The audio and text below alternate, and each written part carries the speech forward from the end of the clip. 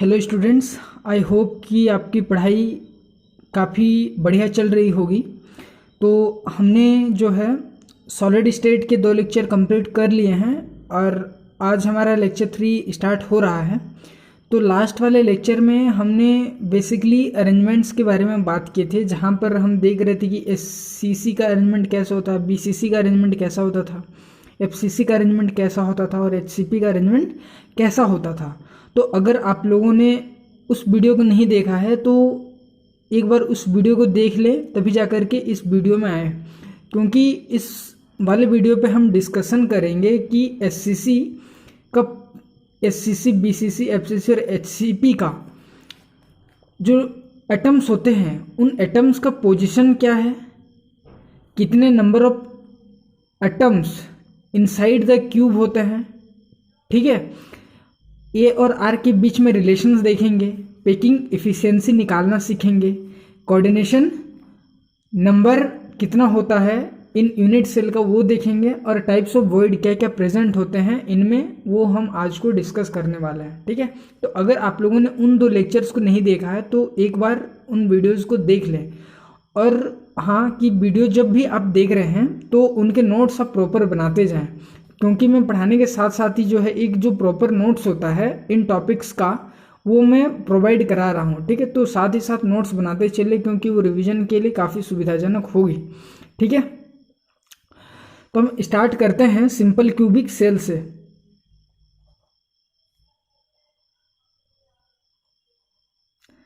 Simple cubic cell, जिसे हम SCC भी कहते थे, है ना। तो सबसे पहले हम SCC को बनाते हैं। बनाना बहुत इजी होता है, इस तरीके से बनाया जाता है ना। तो SCC में होता क्या है, मतलब नंबर ऑफ, मतलब इसका जो पोजीशन है, एटम्स का जो पोजीशन है वो कहाँ पर होता है, ठीक है। एटम्स का जो पोजीशन है वो कहाँ पर होता है।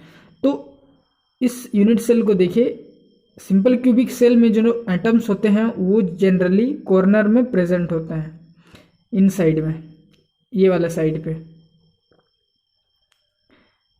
ये एटम्स ऐसे प्रेजेंट होता है, ये सिंपल क्यूबिक में प्रेजेंट होता है। तो नंबर ऑफ कॉर्नर कितने हैं, 8 हैं। तो इनका जो पोजीशन है 8 कॉर्नर पे ये प्रेजेंट होते हैं, 8 कॉर्नर पर ये प्रेजेंट होते हैं, ठीक है। दूसरा है कि 8 एटम तो यहाँ पे प्रेजेंट है, लेकिन कंट्रीब्यूट कितने कर रहे हैं, नंबर ऑफ एटम्स कितने हैं इनसाइड द सेल, ठीक है। तो हम यहाँ पर बात करेंगे इफेक्टिव नंबर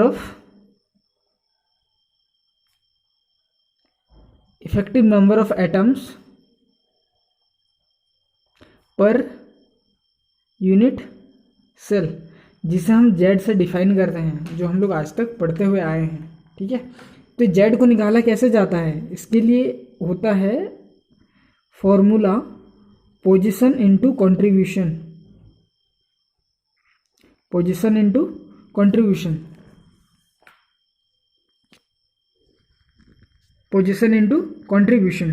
तो पोजीशन इसका कितना है, देखिए पोजीशन जो है 8 कॉर्नर में प्रेजेंट है, ठीक है, 8 कॉर्नर में प्रेजेंट है।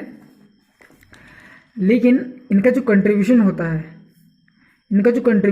है, ये कितना कंट्रीब्यूट करते हैं इस यूनिट सेल के अंदर, कितना कंट्रीब्यूट करते हैं, ये 1/8। तो इसका जो पोजीशन है 8 कॉर्नर इंटू कंट्रीब्यूशन जो है 1/8, ठीक है। तो 8 से 8 कैंसिल हो जाएगा, बचेगा कितना, 1। तो Z कितना है, number of atoms inside the unit cell कितना है, हम यहाँ पर लिख सकते हैं 1 एटम, ठीक है। ये था effective number of atoms per unit cell, ठीक है। अभी थर्ड हम बात करेंगे A/R का रिलेशन, ठीक है। तो A को कहा जाता है क्या, A को कहा जाता है एज लेंथ, और ये R तो रेडियस होता है ना, रेडियस। तो देखिए इस सेल को देखिए, ये यहाँ से यहाँ तक का जो डिस्टेंस होता है ना, इसको ए बोलते हैं हम, ये होता है ए, ठीक है, एज लेंथ इसका ए। अब इसका रेडियस क्या होगा, तो रेडियस को देखने से पहले हम ये देखेंगे कि वो जो है टच कहाँ से कर रहे हैं, टच कहाँ से कर रहे हैं। देखो ये टच जो होता है ना, ये वाले जो एटम्स होते हैं, ये वाले जो एटम्स होते हैं, इसके अलोंग ये टच करते हैं, two atoms touch together, touch together. मैं इस सेल को देखिए, जो एससीसी हम बात किए थे पहले। अब क्या है, ये एक एटम है, ये एक एटम है ना, तो ये आपस में दोनों क्या कर रहे हैं, टच कर रहे हैं, तो ठीक है। और ये यहाँ से लेकर के यहाँ का जो डिस्टेंस होगा, ये होगा आर, जो भी हम लोग पढ़ेंगे ये आर, ठीक है। तो यही बात है, ये टच कर रहे हैं, ये टू एटम्स ऐसे करके ये दो एटम्स टच कर रहे हैं, और ये यहाँ से यहाँ तक का ये जो दूरी है ए है, और ये आर और ये आर है ना, तो ये कितना हो गया, ये हो गया 2r। तो हम यहाँ से ये बता सकते हैं कि इसका जो रिलेशन है एज लेंथ और किसका, रेडियस का, ये है a इक्वल्स टू 2r, ठीक है। इतना ये हो गया रिलेशन। तो हम इस रिलेशन को क्यों निकाल रहे हैं, एक तो कि यहाँ से ये क्वेश्चन डायरेक्ट होता है ऐसे करके, है ना, क्योंकि मोस्ट ऑफ द क्वेश्चन जो होंगे, काफ़ी सारे क्वेश्चन डायरेक्ट होंगे, तो इसीलिए हमें इन सारे पॉइंट्स को भी पढ़ के चलना पड़ेगा और इनको भी मेमोराइज करना पड़ेगा। तो एज इक्वल से 2r होता है, साथ ही में हम जेड जो देखे 1 एटम होता है बोले, लेकिन ये हम अप्लाई करते हैं पैकिंग एफिशिएंसी निकालने के लिए भी, ठीक है। तो अभी हम आते हैं पैकिंग एफिशिएंसी निकालने के लिए।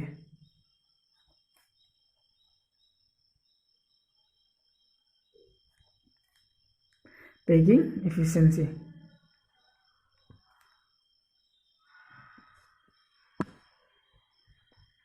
जेड इंटू इसकी, ये इसका फॉर्मूला होता है 4/3 pi R cube into 100 divided by A का क्यूब, ये इसका फॉर्मूला होता है, ठीक है। यहाँ से हम जो पैकिंग एफिशिएंसी इसका निकाल सकते हैं।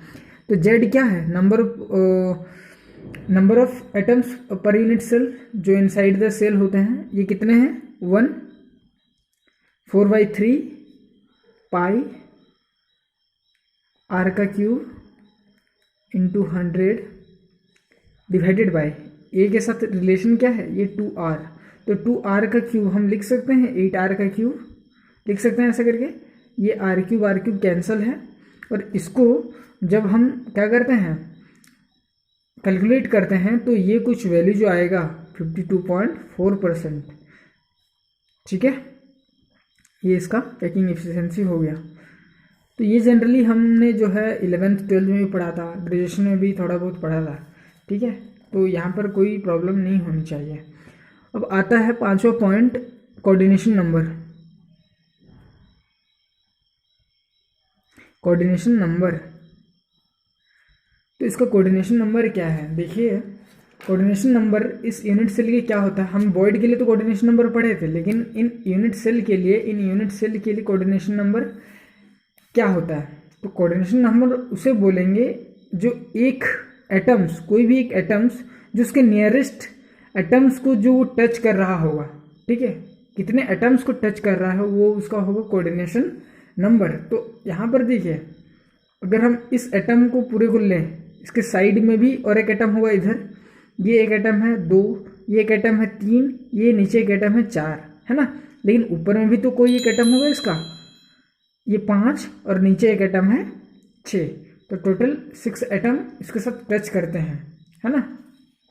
अगर और अच्छे से इसको देखना चाहें तो हम एससीसी का अरेंजमेंट को देखते हैं। यहाँ पे ये देखिए, ये बीच वाले एक एटम को, ये इस एटम को कंसीडर कीजिए। अभी उसके पीछे जो एक एटम है, देखिए ये वाला, ये एटम, ये एक है, उसके ऊपर में भी एक होगा, इस तरीके से दूसरा हुआ, इसके साथ में ये जो एक एटम प्रेजेंट है 3, ये 4, ये नीचे ऐसे होगा 5, और ये इधर होगा 6, तो टोटल 6 एटम्स उसके सराउंडिंग में प्रेजेंट है, ठीक है। तो हम क्या बोलेंगे, इसका कोऑर्डिनेशन नंबर कितना है, coordination number of simple cubic cell is 8, ठीक है। और इसमें किस तरीके का वॉइड प्रेजेंट होता है, तो सिंपल क्यूबिक सेल में जो वॉइड प्रेजेंट होता है वो वॉइड होता है क्यूबिकल वॉइड, क्यूबिकल वॉइड, ठीक है। ये था सिंपल क्यूबिक सेल के बारे में। आगे हम बात करेंगे बीसीसी के बारे में। तो अब हम बात करते हैं बीसीसी के बारे में।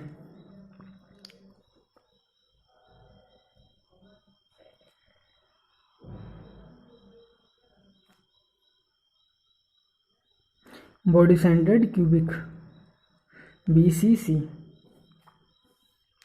तो बीसीसी का हम यूनिट सेल को बनाते हैं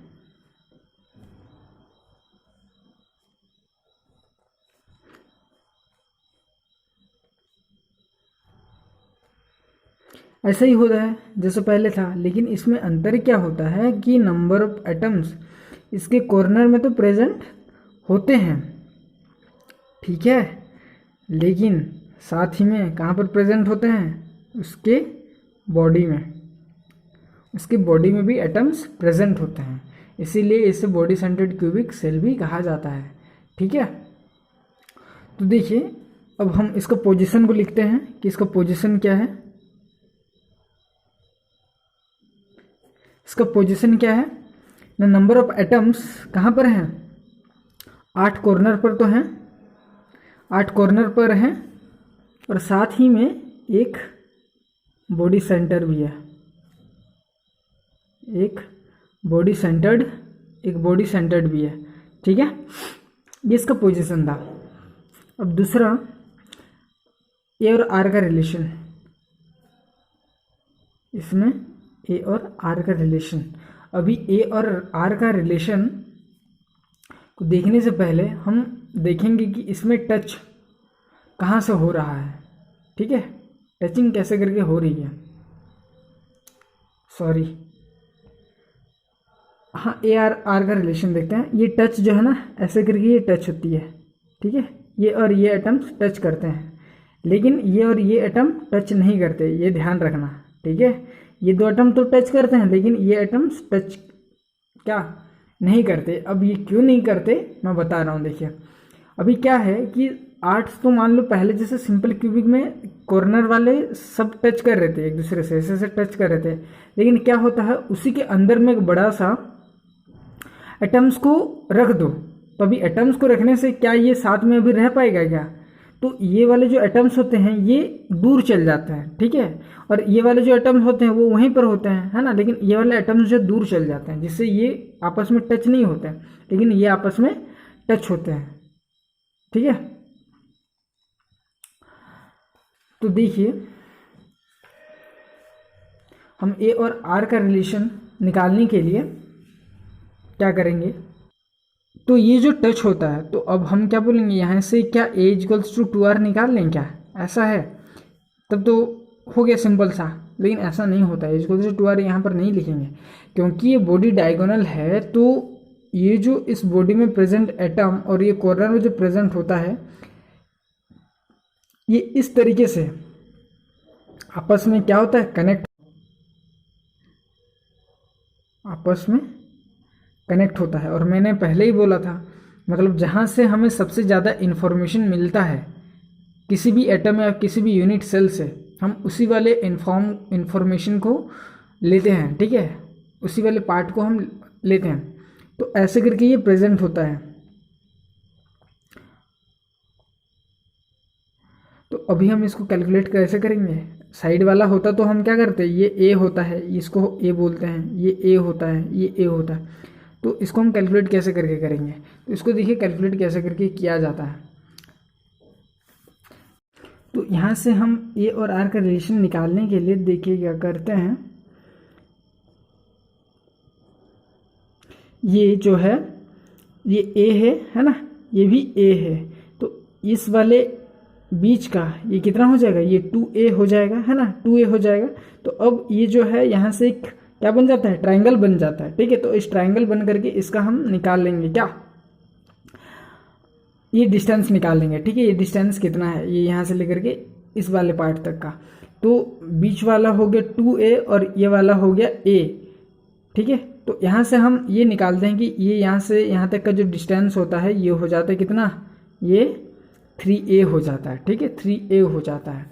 तो अब आपस में देखिए यहाँ पे ये इसका रेडियस कितना होता है r, ये रेडियस यहाँ से लेकर के इस तक का, यहाँ से लेकर के यहाँ तक का रेडियस ये 2r हो गया, और ये इसका रेडियस ये r हो गया। तो टोटल ये कितना r हो गया, ये 4r हो गया, ये टोटल 4r हो गया। तो हम बोल सकते हैं कि ये √3a इजिकल्स टू कितना है, 4r। तो r इजिकल्स टू √3/4a हो जाएगा ये ऐसे करके। तो ये हो गया हमारा रिलेशन, ठीक है। अब थर्ड में हम बात करते हैं कि इसका नंबर ऑफ एटम्स कितने इनसाइड होते हैं। तो z इजिकल्स टू एक बॉडी में प्रेजेंट होता है जो कंप्लीट शेयर करता है, कंट्रीब्यूशन कंप्लीट देता है, ठीक है।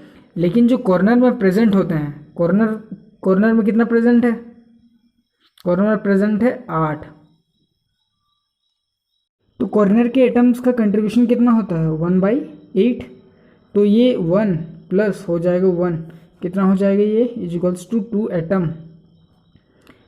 तो जो हम बीसीसी में ये जेड कितना होता है, नंबर ऑफ एटम्स कितने होते हैं 2, ठीक है। अब आते हैं पैकिंग इफिशिएंसी। तो पैकिंग इफिशिएंसी का फॉर्मूला क्या था, वही z into 4/3 pi r³ into 100 divided by a³, ठीक है। तो a के जगह पर क्या रिलेशन आया था, a के लिए यहाँ से हम a का रिलेशन निकाल लेते हैं, a इजिकल्स टू 4/√3r। तो अब जब इसको हम कैलकुलेट करेंगे तो कैलकुलेट करने पर ये जो आएगा कितना, 68%। ये हो गया packing efficiency of body centered cubic cell, ठीक है। और यहीं पे अगर क्वेश्चन रहे क्या निकालने का, पैकिंग फ्रैक्शन निकालने का, तो इसी को 100 से डिवाइड कर देना है, जो कि कितना आएगा 0.68। ये होगा फ्रैक्शन, ये हो जाएगा फ्रैक्शन, क्या फ्रैक्शन, पैकिंग फ्रैक्शन, ये हो जाएगा पैकिंग फ्रैक्शन, ठीक है। तो ये था इतना। तो अब आगे आते हैं, बात करते हैं कोऑर्डिनेशन नंबर।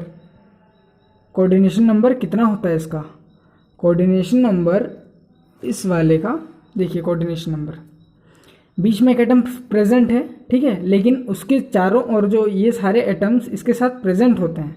तो कितने सारे एटम्स प्रेजेंट है इसके साथ में, 1 2 3 4 5 6 7 8। तो इसका जो कोऑर्डिनेशन नंबर होता है बॉडी सेंटर्ड क्यूबिक का, ये होता है 8, ठीक है।